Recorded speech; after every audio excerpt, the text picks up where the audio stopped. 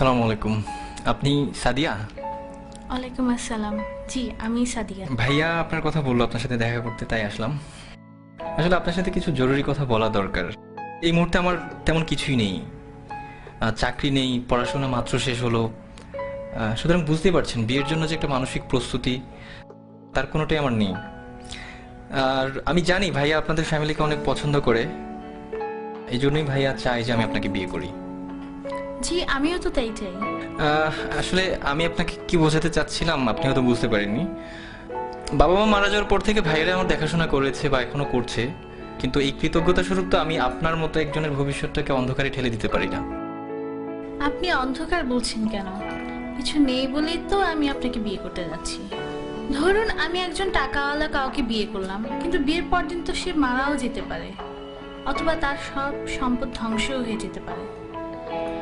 আমি তো টাকা, বাড়ি, গাড়ি এসব দেখে বিয়ে করতে চাই না। আমি চাই একজন ভালো মানুষ।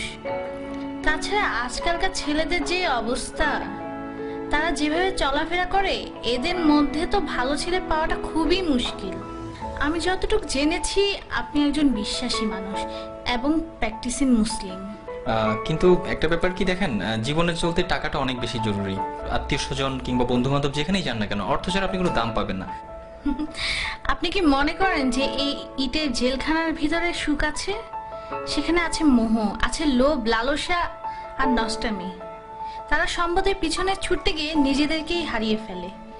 স্বামী স্ত্রীর মাঝে কোনো ভালোবাসা নেই। বাবা সন্তানকে দেখতে পারে না, সন্তান বাবাকে দেখতে পারে না।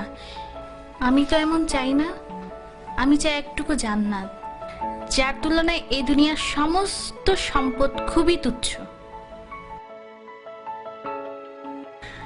আমাদের বিয়েটা ছিল খুব সাধারণ।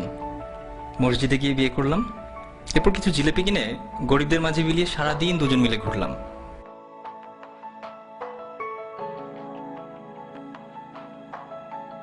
আপনি জানতে চাইতে পারেন কি ছিল আমাদের মাঝে? কিছুই না, একটি শক্তিশালী বিশ্বাস মাত্র।